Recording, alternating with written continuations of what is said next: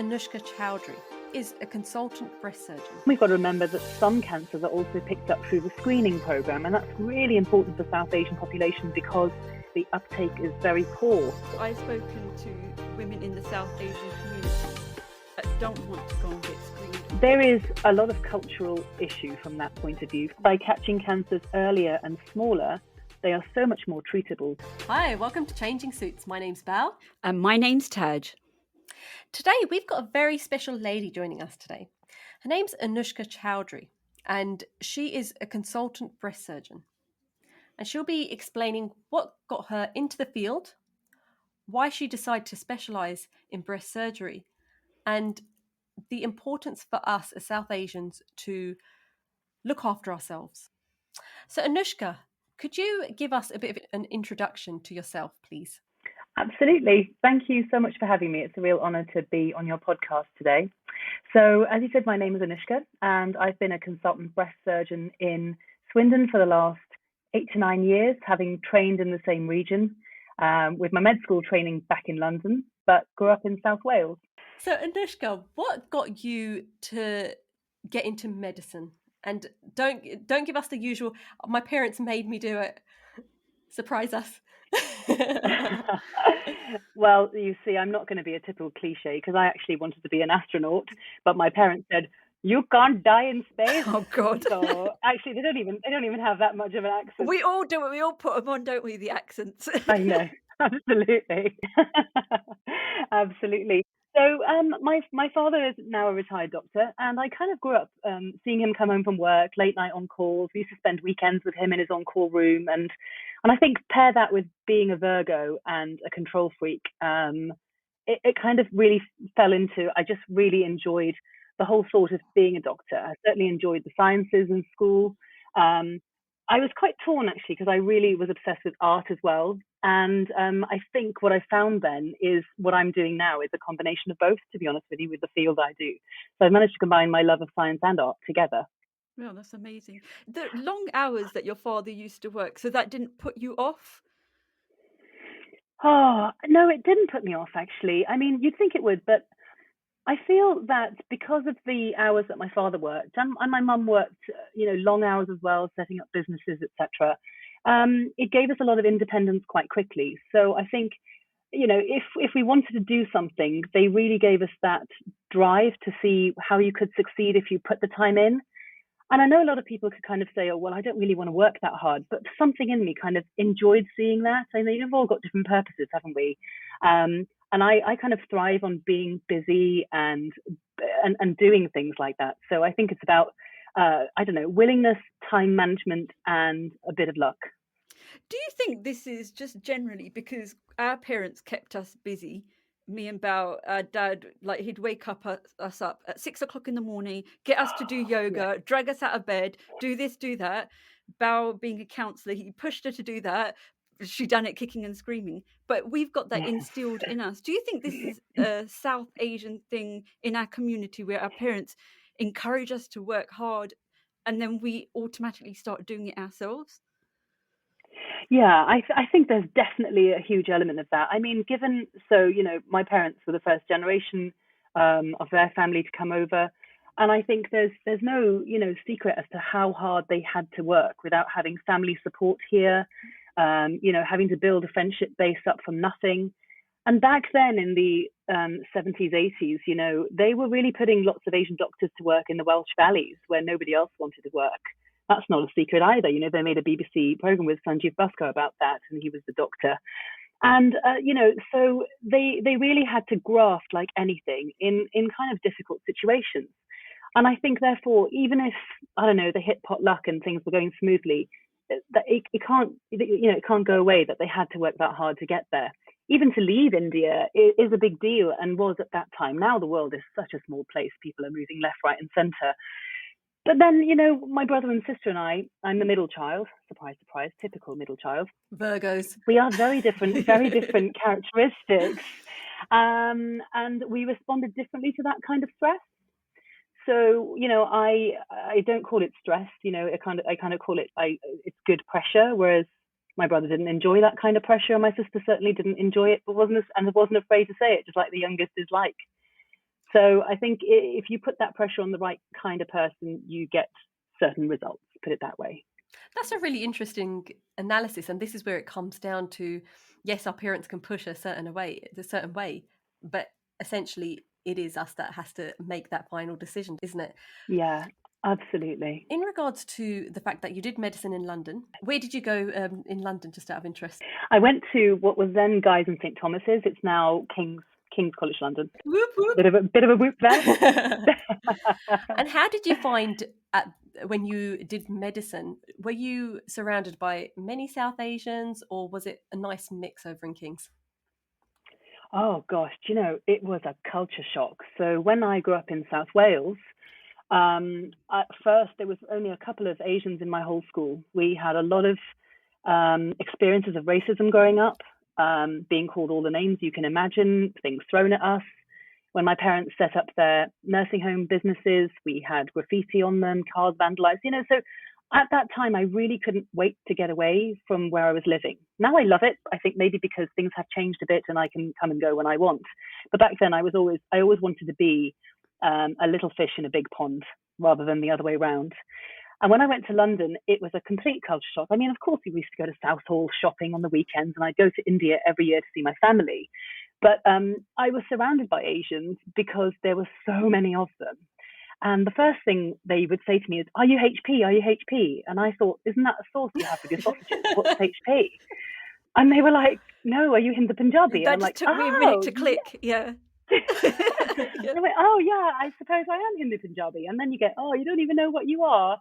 And so it was funny. It's like I didn't fit in Wales, and then I went to London, and they were kind of saying, "You don't even know what you are." So I don't know, it took time to settle into that, but undoubtedly I gravitated towards the South Asian community because there is so much of that unspoken common undercurrent that we all have in our childhoods and our lives without even saying it, that you do just click with those kind of people.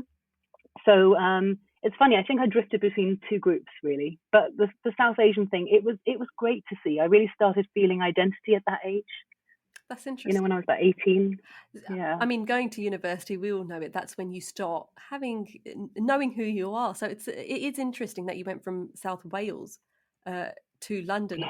Because I always find it interesting when people say, "Oh, London's a culture shock," because we're from here, we've lived here. I'm a bit boring like that, and my whole life has been here, so it's really surprising. When you grew up in South Wales, in that case, what are the kind of things? So you've mentioned a few bits where you had graffiti on walls of the business and things like that. How did you respond when you were younger, when you were going through that then? When I reflect on it now, I responded with great anger, I think. So just even a couple of examples. I would probably lash out a little bit, had a few run-ins.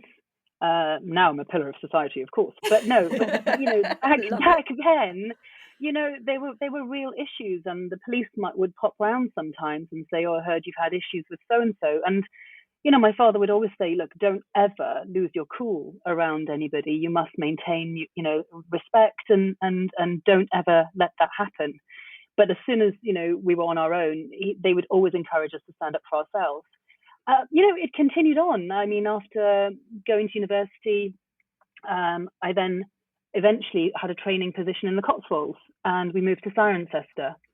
Again, I had people staring. It happens at all walks through life. And then even sometimes there are patients at work who demand to see a British doctor. Wow, still. Oh, wow. Which is, still happens. And I don't know if you ever get this, but you feel like you're making a fuss if you say anything, bad about it. When it comes to all this zero tolerance and, kick racism out, it needs everybody to do it, not just the people experiencing it. In that situation that you said, like a patient would ask for a British doctor or Can I say? doctor. I was going to say Caucasian. Caucasian. I was we going to say all be classified as British. Yeah, you're right there. Yeah. Caucasian doctor. Yeah. How do you react to it? Because the fact that me and Bal were shocked in this day and age, you're still experiencing that. How do you react to it? So, I mean, fortunately, it's not very common. Probably maybe once a year. When I worked in Wales through some of my training, I mean, that was much more common, where some people just point blank refuse to see you. How do I react to it? With touch wood, as much professionalism as possible. I don't say, you don't know what you're missing, I'm the best, or anything like that. I just Love it. say, You just know it. okay. No, and I just say, well, I'm, for example, I might be the only person there that day, and I said, you're welcome to rebook and come back another day. Or, we're a close unit, we all touch wood have good communication. I just say, that patient doesn't want to see me, will you see them? And what you want sometimes is your colleague to say to that person, you can't behave like that. At the same time, I work in a field where a lot of my patients are vulnerable and scared, and people make excuses for their behavior, and you also want them to be treated and not go away. Yeah. I think we just brush things under the carpet, to be honest with you. If I was a doctor and someone said that, I'd be like, I don't want to treat you anyway, to be fair, and you're not going to see any doctors. Go back to my receptionist who's not going to book you an appointment. No, I'm joking. That's a bit of a tough one. Yeah, Yeah, I couldn't imagine yeah, what that feels like. yeah. You said that you don't tend to say anything in those situations. I don't say anything unprofessional. I would hope I would just say, okay, fine, and leave the room. And I try as little to deal with them as possible. And I think not for their sake. Actually, it's probably how I'm dealing with it internally. I honestly do struggle with it. I find it upsetting. I find it unfair. But through the years, I genuinely don't believe that people change their minds on certain views. And I'm not there to change their mind. I've got better things to do. So I think live and let live. And there are a majority of people I come across are absolutely amazing, and there are always other people who are just, I call them backwards. Leave them where they are. You go, girl. Okay, so let's go into a bit of depth into your speciality. Now, Yeah. you decided to go down the oncology path, didn't you? What Yes. got Yeah. you interested? Well, I think through training, you do a bit of everything. When you're a junior doctor, after the first 2 years, you decide whether you want to be a medical doctor or a surgical doctor. And when you've chosen that path, you tend to do a bit of every body system. And every job I did, I found I always gravitated towards a cancer specialty. So any cancer specialty. And I think what struck me the most about it was really the communication that you need, the communication skills you need to have to deal with patients who are seeing you at their most vulnerable time, the most scared time of their lives, in the midst of everything else. And I think, not everybody is able to deal with surgical oncology. It is an upsetting job sometimes. You have to have the ability to compartmentalize, not take stuff home with you, and just realize and remind yourself that you're there to do your job for them, not to get massively involved. That said, I chose specifically to do breast surgery because it's not only those communication skills, it's an amazing relationship you develop with people. If you are really trying to hone into what their wishes are, for example, in terms of the aesthetics of their breasts with surgery, what's important to them. And I think I'm just hungry to understand about people. I just really enjoy working on things with them, for their common goal. So I think by putting all that together, as well as being able to operate, and as we said earlier, with art and being able to create something that hopefully is aesthetically quite beautiful as well, you just put it all together, really. What you've said earlier, the cancer side of it and just the relationships that are built is what interested you.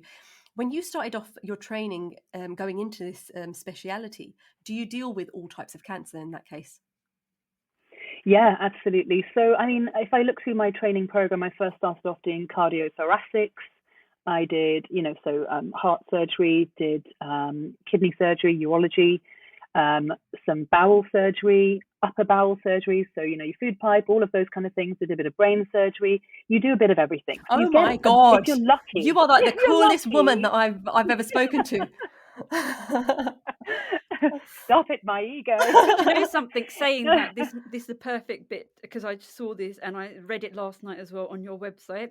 So you're the first general surgeon employed by the trust, and I The felt first so female general surgeon. Yeah. and I felt so proud that you were. I didn't Oh, even know you. oh. I think it's just like you were saying. It's just something that you have in common, and you think, wow, someone from the South Asian community is doing so well. and it makes you feel Oh, proud. thank you. So wow, what Just have interest. Do you tend to get that? I know we will go back into surgery and hear how much cooler you are in a second. But do you tend to get that sort of reaction that I didn't know Taj was going to say that from other South Asians, or more specifically South Asian women even? Well, I don't come across huge groups of South Asian women unless I'm at something social. And yes, I do get such an amazing reaction. I think it's really fabulous. I think, when it comes to the social media side of things, for example, I always have ideas of how I want to do things, and I want to do something good, with my life. I don't just want to post stuff like, here's my breakfast and look at my brioche kind of thing. I want to say I'm doing People are something making useful. careers out of that. They are. I'm always impressed with people like that. How do they do it? But what I often get asked is not just South Asian women, but all women really, is a career pathway. How do you do it? What were the obstructions? Did you experience sexism? Have you ever wanted to stop? When do you have children? When don't you have children? Like, so many people, I feel, look to me to give them some career advice, and I hopefully remind them again that surgery isn't the only job where women work. There are CEOs of companies, there are people doing many other things, but if I can help them in some way and let them know that, I tell everyone, don't ever say no to anything. My motto is say yes to everything and then learn how to do it later. Take it till you make it. apart from any patients listening, that doesn't apply to your operation. Brilliant. Oh dear. Follow us on Instagram and Facebook, changing_suits, and subscribe so you never miss an episode. So when it comes to breast cancer, the majority of women still present with a lump. About 70% of people will find a breast lump. There are many other signs and symptoms that can mean that you might have breast cancer, such as bloody nipple discharge. There can be skin dimpling or puckering. You might see a lump visibly on the skin, or itching or a rash on the nipple or the areola, the pigmented area around there itself. And then we've got to remember that some cancers are also picked up through the screening program. And that's really important for South Asian population, because there is a lot of data to show that the uptake is very poor in a lot of places. This is what I wanted to highlight, because I've spoken to women in the South Asian community that don't want to go and get screened. Why do you think that it's such a big problem in the South Asian community? I think it's multifaceted. For example, if we look at the research papers as well as personal experience, even in areas with high South Asian populations, there is a lot of cultural issue from that point of view. For example, some families may be such that the husband is out working and the wife is at home, and therefore she may not have a means of transport to get to the screening van. Even if she has a screening appointment, she might feel embarrassed to go and talk about having a mammogram, or she might be looking after an elder dependent and therefore can't leave the house at the right time. There is also the worry, and this is, very well researched, that if a woman is diagnosed with a cancer, it can be a very social taboo. People feel judged by their community, that they may have not done good things in their life, and that they're being punished by God. And I think some people sincerely believe that a cancer diagnosis is a death penalty, and that's absolutely not the case. And, you mix that with the cultural taboo of even saying the word breast or boob, when amazingly in Bollywood, they really highly sexualize women, but we can't talk about the actual health issue. It's interesting, isn't it? There have been some projects where we've looked at the timing of where the screening van is positioned. And when screening vans are positioned, for example, outside temples or mosques, there's a higher uptake. But we don't always have control over where those screening vans are placed. And then even though it's written in the literature that we provide, for example, in Swindon and Wiltshire, that all of the staff on the van are female, women might feel that there's a man there. They don't know until they've actually gone, and they might not want to be having a mammogram if there's a male member of staff, or their husbands might not want them to have a male member of staff there. And then I think lastly is possibly a language barrier. So there are so many issues we have to tackle. It's a big one. Yeah, no, I don't even know where to start. There's so many No. issues. Let's go firstly to the the taboo of even saying breast. Yeah. How is it? Because we all know it doesn't matter where you come from in the South Asian community, it tends to be the same thing. How is the NHS or are medical students, staff dealing with that problem of even saying breast to a South Asian? I think, and I would hope that people don't have that discomfort in the healthcare, in the health professional field of saying the word breast to a patient. I think the biggest issue is awareness, and not only awareness of breast cancer, but I think the main thing in my experience is the awareness that it isn't a death penalty, as I said. The problem we have in the UK, and I've recently been part of a team who's published a paper on this, is that the data we have on the number of people in the Asian community and disease-specific data is not very good. It wasn't compulsory to actually collect ethnicity data up until more recently.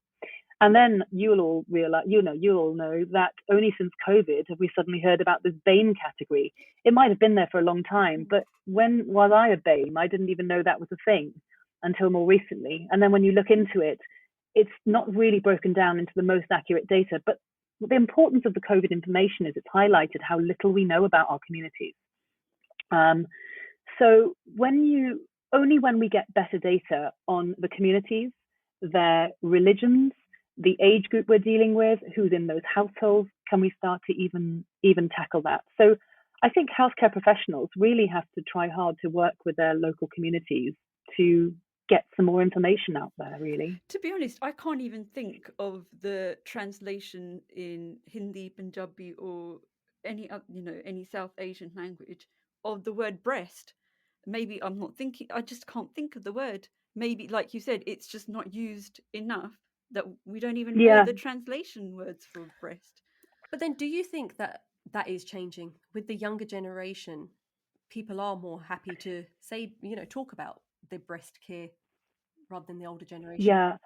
I mean, I'd like to say yes, and I think it really depends where the person is born. So, for example, with the patients I see, if I have somebody who's not been in the UK for a very long time, it will be the husband having the dialogue with the doctor, the patient looking down, and there's a huge reluctance, not necessarily from the patient, but from the family, for them to undergo treatment. Sometimes, if you have your breast off, your husband might leave you. If you go through chemo, you're going to lose your hair, and our community will know about it. So sometimes there's a willing from the patient, but not necessarily from the family, and that's upsetting in itself. But you're right, with the British Asians, they tend to be much more open. I was just about to say, just from what you've said, I mean, many of the subjects that we've covered on the podcast, whether it's about gossiping, whether it's about this and that, it's always come down to what will the community say. And it sounds like from what you've just said there, we've hit another thing where it makes a massive dent into this whole thing. It's such a shame. What are the medical professionals doing to try and overcome this cultural barrier?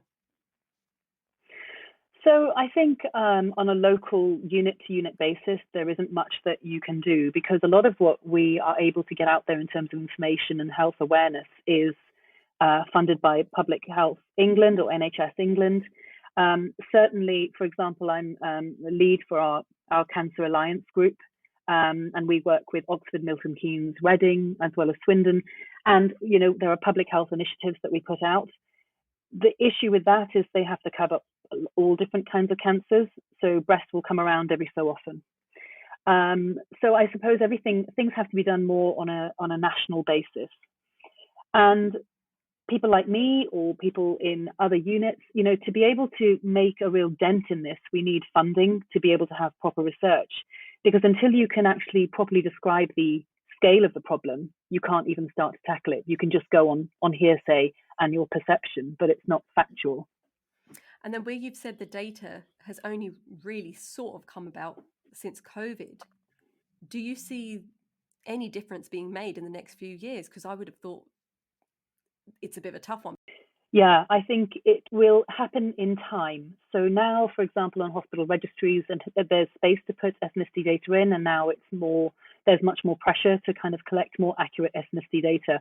I mean, our population is changing hugely anyway. So South Asians make up quite a small percentage of the British population. We always think there's loads of us, but actually there really isn't.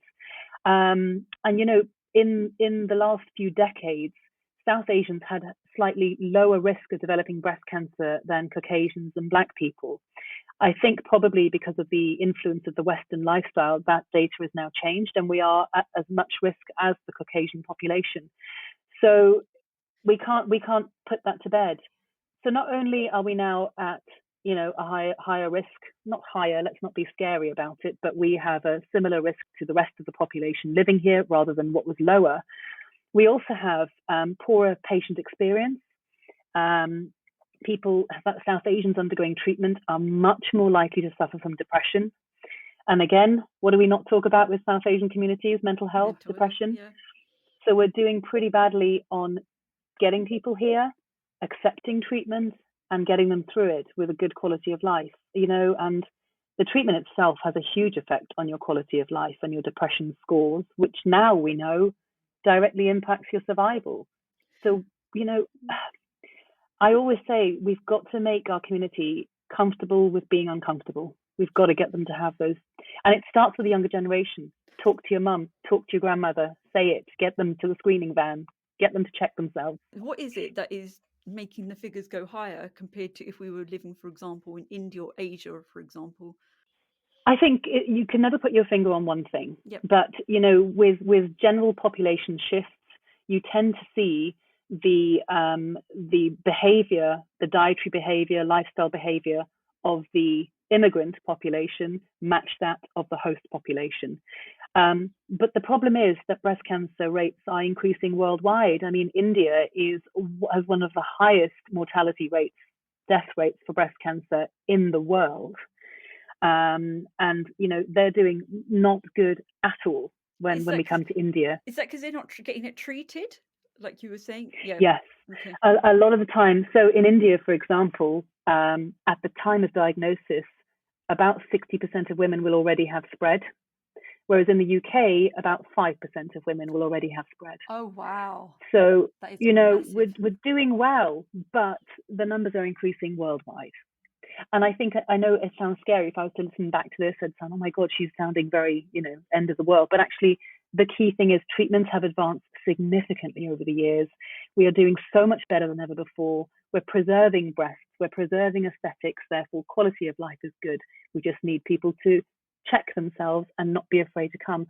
And actually, the majority of the time, if you find a problem, it's not going to be a breast cancer. The first step is just making that appointment.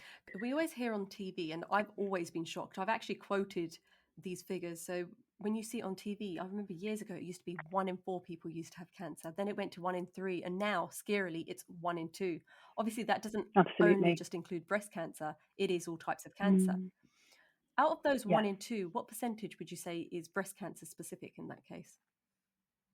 So it's difficult to give a percentage on that, but you're right that the health data suggests that by 2022, 1 in 2 people will be living with a diagnosis. So not necessarily dying, but living with a diagnosis of cancer.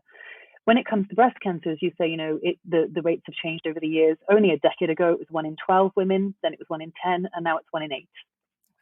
But remember that 1 in 8 is if you live to the age of 90, not just 1 in 8 in you or I, for example, if you've got no family history, 1 in 8 if you live to the age of 90. So it's high. At the end of the day, 80% of cancer diagnoses are in women above the age of 50. So once you've passed menopause, you are more likely to get a breast cancer. That's why the screening program starts around then. Okay, that because makes catching cancers earlier and smaller, they are so much more treatable to a point where if we treat them well and early, your survival is not going to be impacted long term. Okay. In regards to the process, just going back to, how to check yourself. Do you find that the South Asians are good at checking themselves even?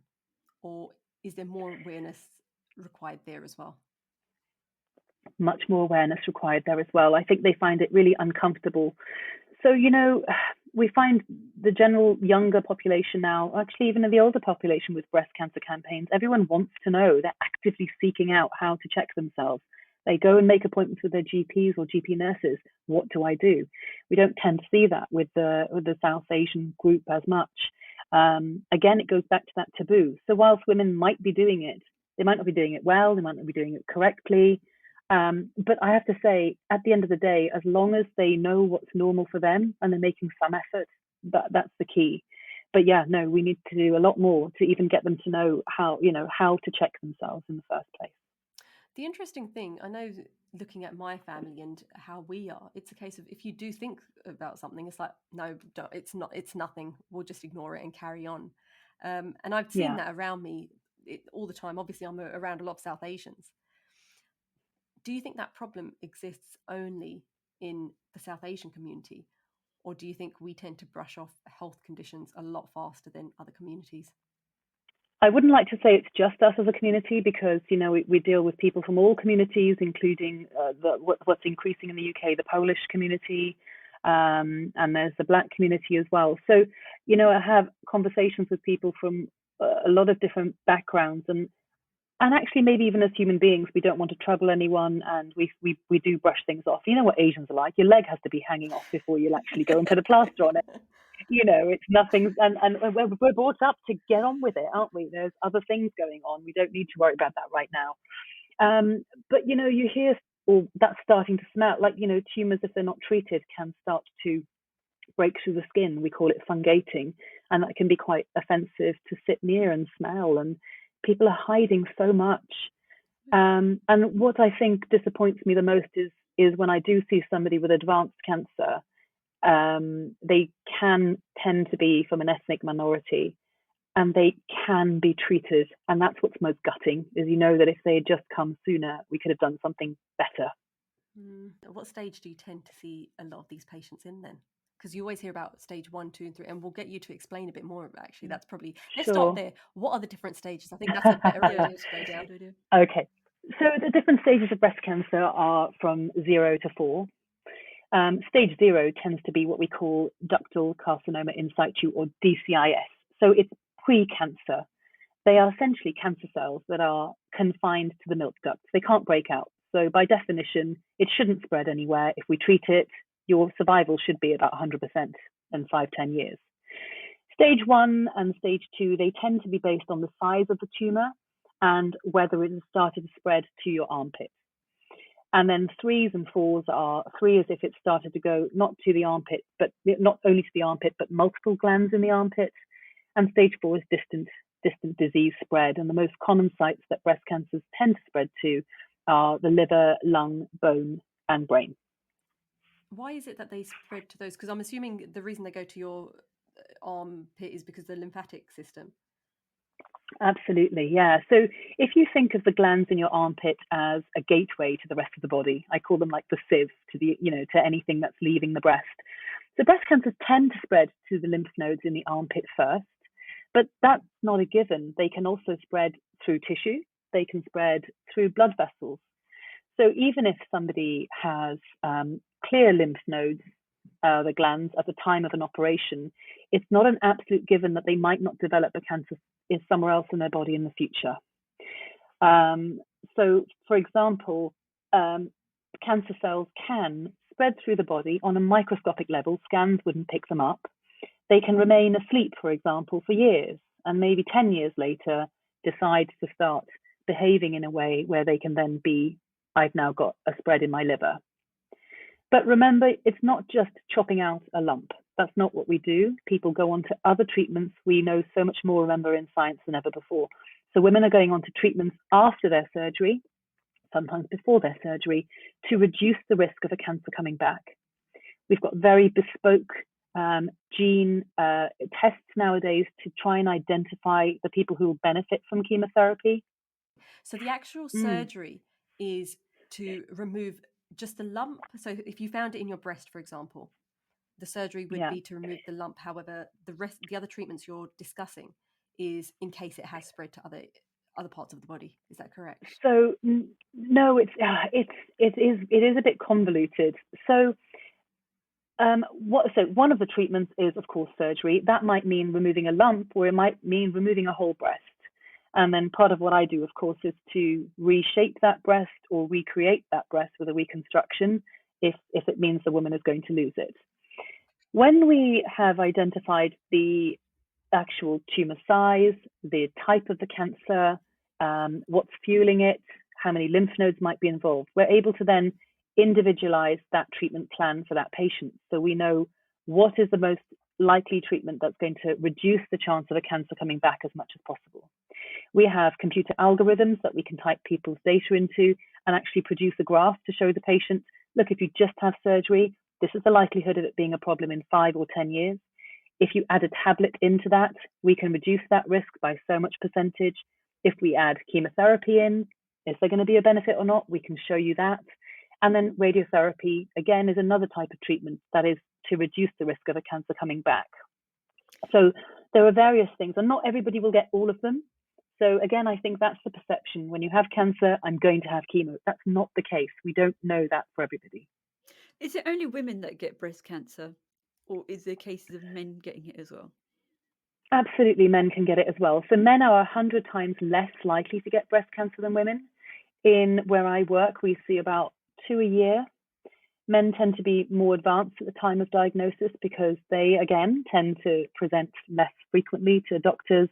They don't tend to check themselves, and also, there isn't much room for a lump to go generally in a man's chest compared to a woman. So they tend to be a little bit more advanced at the time of diagnosis.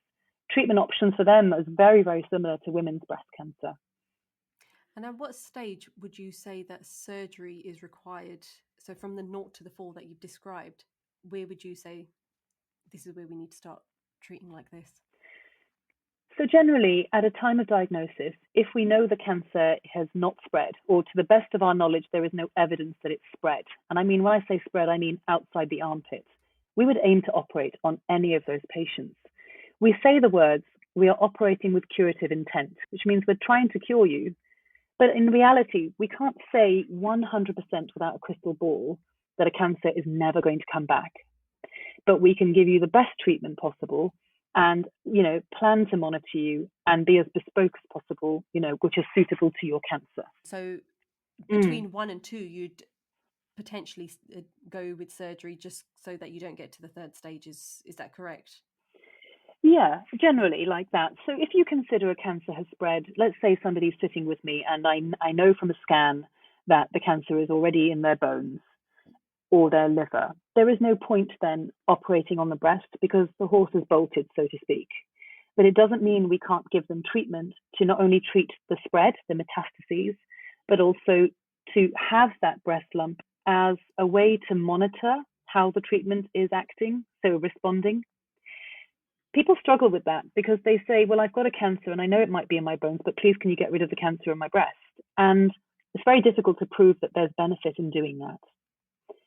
Sometimes, if we have treated breast cancer spread and we know that it's worked well and the patient is stable for at least 6 months, we do sometimes then go and operate on the breast, surely for quality of life, to improve that person's quality of life, because they can really struggle with having a lump still there. So we don't tend to always operate if the cancer has already spread. What does reconstruction surgery mean? So in the world of oncoplastics, the kind of tag is optimizing the aesthetics of a breast, but while removing a cancer. Okay, so in the past, women would either have their breast removed, and it used to be quite horrendous. I mean, back in the day, they would take the chest muscles as well. So you would just see skin and then the rib contour. Thank goodness things have come a long way from then. Now the muscle is left behind. But, that's a mastectomy or a lumpectomy where an incision would be made directly above the lump, the skin closed over. And what would happen then is the skin would kind of dip down and not give a very good cosmetic result. And as treatments have gotten better and we know that women are living much longer than ever before, we know how important it is to have good aesthetics because, as I said, that can affect your quality of life and your survival. So the two mainstays of oncoplastic surgery are either volume displacement, where I'm reshaping the breast to fill in a defect, or volume replacement, where we're doing a reconstruction. And reconstruction can be done using various methods, and it really depends on lots of factors. For example, the type of cancer, the treatment expected, the patient's weight, smoking status, other health conditions, what their wishes are, really, more than anything, what their wishes are. And reconstruction can either be done using an implant, a silicone implant, or part of their own body tissue. And there are various areas we can do, for example, the back muscle or the fat below the belly button on the abdomen. I always joke with my patients and say you get a tummy tuck at the same time as a reconstruction, and they love that, and most people are begging for one. You could tell that's your standard joke, isn't it? It's my joke. Oh no, my standard joke when I'm doing an operation is let's give you the boobs you've always wanted. Fair enough. Who'd say no to that, right? Absolutely. You got to see light at the end of the tunnel. So just in regards to this, so in the past, obviously they'd have the mastectomy, and they never used to have that reconstruction. Now, in 100% of the cases, do you tend to do that reconstruction then? Well, no, actually, so in the UK, only about 25 to 26% of women have an immediate breast reconstruction, which means doing a reconstruction at the same time as a mastectomy. And that's, again, due to various reasons. In our unit in particular, we tend to do a higher rate of reconstruction. About 60% of our women have a reconstruction. The other women won't. And actually, I support anyone who doesn't want a reconstruction. It's not for everyone. There is different lengths of surgery and recovery to consider when you've got maybe a family or work, etc. So yes, not everybody ends up having a reconstruction. So let's do the two parts. Why would someone have a reconstruction, and then why wouldn't they have a reconstruction? Okay, so if somebody is having a mastectomy, they might decide to not have a reconstruction, possibly on surgical advice, because we might say that their cancer is too aggressive to recommend a reconstruction at that time. Maybe because we are planning on giving them some treatment to help deal with the cancer, which is a priority. Some people may have a tumor that's involving their skin, so it's not appropriate to do a reconstruction on them. Some people may have various health issues, which give them too high a risk of having a reconstruction, therefore they might have a higher chance of complications.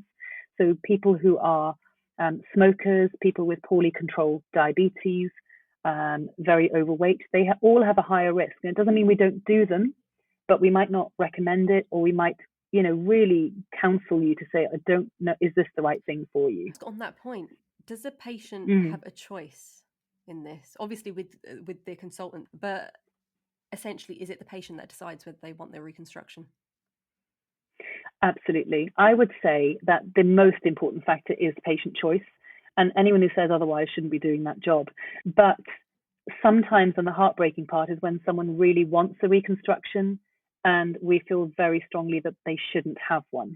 Those are the more difficult discussions when you can't give someone what they would really like at that time. It doesn't mean they can't have a reconstruction down the line. We call that a delayed reconstruction. But then there's a period of time that woman has to live without a breast. And that can be extremely hard to deal with. There are charities who help, support people who are going through that, and we help provide psychological counselling for them. For those patients who decide, it's not the fact that you've advised them not to do it, but those that have said, actually, no, I don't want that reconstruction, what would be their reasoning behind that? So I think it comes down to what that person's relationship with their breasts are. I know that sounds weird. Some women say, they fed my babies, they've done their job, I don't care, it doesn't bother me. Some people say, I've always hated them, just get rid. Unfortunately, some people believe that having their breast removed will actually help them survive longer. And that's where our counselling comes in. So there is no evidence that having your breast removed gives you a better survival than having a lump removed, as long as you have radiotherapy with the lump removal.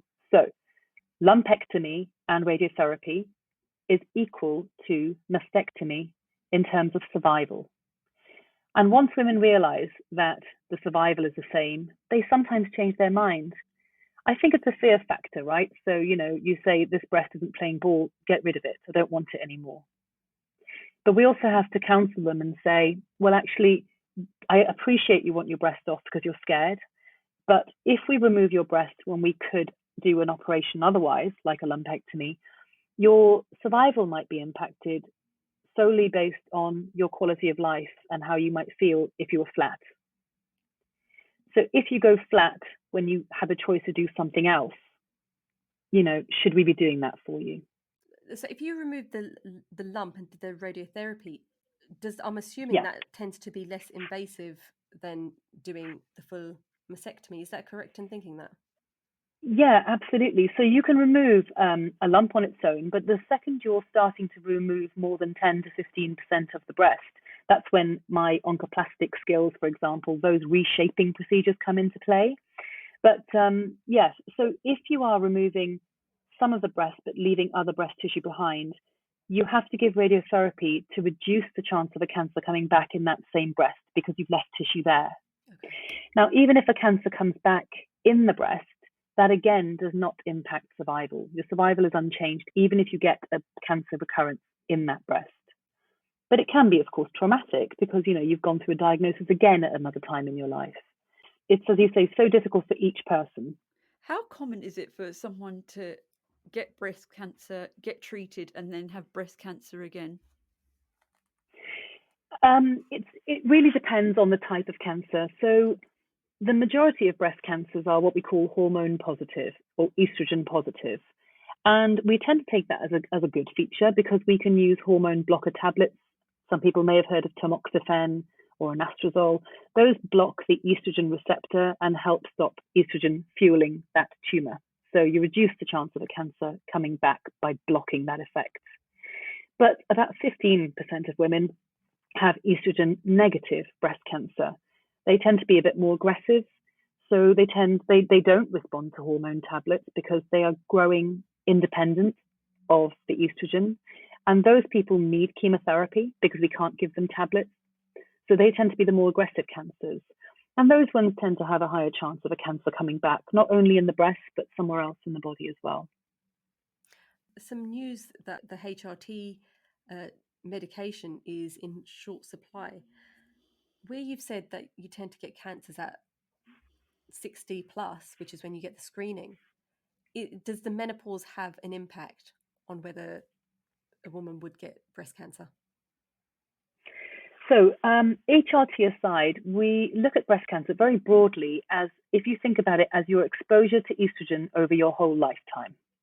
So, if you started your periods really early and finished them really late, you've had a longer amount of your life exposed to hormones.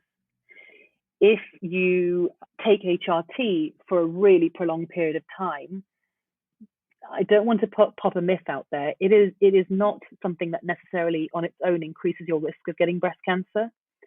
For example, if 1,000 women were on HRT, 11 of them might get breast cancer compared to 7 who are not taking HRT. So on its own, HRT is not a risk factor. If you've taken a pill for a really long time, an oral contraceptive pill, if you've had IVF, where you have to have injections of estrogen and other hormones pumped into you, those things are increasing your estrogen risk for your lifetime. Whereas having children, more than one child, maybe, or breastfeeding, that suppresses your hormone levels. So that is thought to be protective. And back in the day when we could look at native tribes and things, that's when cancer risks tended to be lower in certain tribes who would have lots of children at a very young age and breastfeed them for 2 years. Whereas what we're seeing in the Western world is a significantly increased risk of breast cancer, especially in working women, where there's about a 70% higher risk of getting a cancer because we tend to have children later, if at all, don't sleep much, so our cortisol levels are all over the place, work long hours, have pollution around us. We've got all the factors that are going against that. There's alcohol drinking, that has a huge effect on cancer risk. But as I said, not one on its own could be picked out as this is why I got a breast cancer, unless you have a gene mutation. Do you know what? Everything you've just said has just connected so many dots of all of the information that I've heard over the number of years, which is so interesting. I think what rings a bell with me is breastfeeding. And this just explains why breastfeeding is important and why, like Bal just said, it's just hit loads of nails on the head for me. Yeah. Yeah, I think some women feel very guilty about not breastfeeding. Not everyone is able to breastfeed. Just because there's breast there doesn't mean they actually function like that. And actually, a lot of women when they get diagnosed, they do say, "Why me? I don't drink, I don't smoke, I've done everything right." And it isn't about that. It's not a judgment on the way someone lives in any way whatsoever. It's just what can happen to cells as time goes on with anybody. And everyone has a different trigger, and age is the biggest one of those. So we can't control everything. Okay, bringing the South Asian element back into this, Mm. in regards to, firstly, when you tend to see your South Asian patients who have presented with breast cancer, if they go down that route of having the mastectomy, for example, is there? I'm sort of angling this because I'm assuming the answer is going to be yes. Um, Mhm. do they have that pressure of having the reconstruction? Or what do you tend to be see as the cultural norms in this respect? Interestingly enough, in my experience, um, they don't necessarily tend to go for breast reconstruction. Oh, I think the conversation gets a bit too difficult for a lot of women to even think about that. They think it's just too much to go through. They may have commitments that at home and expectations from them, but they think they can't be out of action for a period of time. I think as much as possible, in my experience, again, not everyone's necessarily, but I have had patients absolutely beg that I do not remove their breast, even though that is exactly what's recommended because of, for example, the size of the tumor in their breast. They said, "Can you do anything to please save my breast?" And they will cite things like, "I have a husband," etc. There's a lot of worry that they have about what other people will think. And amazingly, in some of my women, when their husbands have come in, they appear to be very supportive at that time. But you just don't know what goes on behind closed doors. I'm not blaming anybody. So they don't tend to necessarily want a reconstruction. They're trying everything to not have one. But they're very scared, more than what I say average people would be. In my experience, they tend to shut down quite quickly. For example, I saw a lady last week and she had a biopsy and she came to see me, and I told her that it was precancer. When I mentioned earlier that stage 0, I said, "This is precancer. In fact, out of the precancer, it's the earliest type. It's the least aggressive. I'm going to remove this for you in the next 31 days. And if best case scenario is you won't need any other treatment, you're just going to need a mammogram every year for 5 years." And then I went to work the next day, and somebody came running up to me in the corridor. I didn't realize it was a family member, but she works at the hospital. And she said, "My sister's got breast cancer." And I was like, "Oh, I'm really sorry to hear that." It didn't click that it was the same person. But this lady had gone home and told her whole family that she had breast cancer and that she was going to need chemotherapy. It was nothing at all of what I said to her. It's kind of, and this is not unheard of, let alone with South Asians, that the second you say that somebody's got something going on in their breast that needs a procedure, the blinds come down. Most people don't hear anything further than that. They just have their perceptions. and the fear So is of obviously not only the mastectomy but of chemotherapy. So yes, they do. They think that. what would you say in regards to how, because chemotherapy is very aggressive. I mean, we've seen it ourselves and family members. It's a tough process to go through. Yeah. How do you talk to patients generally, not just South Asians? How do you have that conversation of actually you do need to have chemotherapy? What are those conversations looking like? Yeah, they're difficult conversations. I think what I hope to instill as soon as I see someone is that I've got their back and that no one is going to force anything on them, that this is a conversation and I'm here to do my best. And I think people should also know that no decision is made by one sole clinician. It's a team discussion about them and what's right for them. And I think I empathize. I say, there is good reason to give you this, and people need to hear why. They need to hear that we think that this will improve your survival in the long term. That even if it hasn't spread to your armpit now, because you formed this type of cancer in the first place, this is going to benefit you. If we don't give it to you, that you're at a high risk of it coming back, and that that's a very difficult thing to deal with. Whereas right now we can treat this. And I tend to say to women, This chemotherapy is, I hate the phrase, belts and braces. We're giving this to you to reduce the chance in the future, not because I'm trying to treat something that's already spread. We want to avoid that. I think a lot of people think that chemotherapy is given because it's already gone everywhere, and that's not the case. It's usually given, if we're lucky, because we're trying to alter the way the genes behave in the future to reduce the chance of them making another cancer. So the chemotherapy is more preventative rather than treating the cancer. Is that in early breast cancer, in cancers that haven't spread? Yes, absolutely. Okay. Of course, then there are people where it's spread already, and then they need the chemo as their first treatment before an operation, or rather than an operation. Don't tend to have people find difficulty with that. They just want to do what's right for them. But I have had some South Asian patients refuse the treatment, really struggle. They say yes to me in clinic, and then they'll call the breast nurse specialist 2 days later and say, my aunt says not to have it. My aunt in India says not to have it. My family say to come back here and have treatment. And it's heartbreaking because they're just delaying because they're scared and their family don't have that understanding. But you can't have a conversation with every family member. And how often, you've just touched on a really important point there, how often do you have it where a patient might say, we're going to India or a South Asian country to go and have this looked at? So again, in my experience, I haven't had that much, which is good. We have had some Black African women who have done that. They've gone elsewhere. With the Asian people, it's mostly because they haven't got anyone to help look after the kids. So there are issues getting a mum or someone over from India to come and look after them rather than them go the other way. I think they do believe that the treatment here is good, is excellent. I don't think they think they're getting, less optimal treatment if they decide to stay. It's the other worries about the social circumstances. What message would you put out to our listeners in regards to the screening, the process, and the raising of awareness? I think the key thing I'd want to say to the listeners, both the people at risk and the people living with people at risk, so this is to men and women, is please try and start having those conversations with your loved ones, to not be afraid of asking them to check themselves. And if they do find something that's not normal for them, to get seen, because as scary as it is, nearly every time it's going to be okay.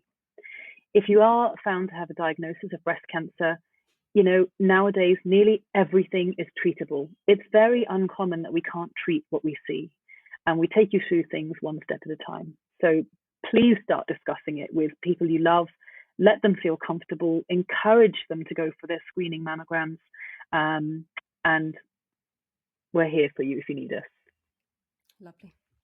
I just want to thank you so much for joining us today. You genuinely are a real inspiration to not only South Asian women, but women in general. So you carry on holding that flag up high, because me and Taj are really proud of you. And we're so glad that you've had the time to talk to us today. Thank you so much. Thank you. I really appreciate you having me. So that's a goodbye from me. And goodbye from me. Follow us on Instagram and Facebook, changing_suits, and subscribe so you never miss an episode.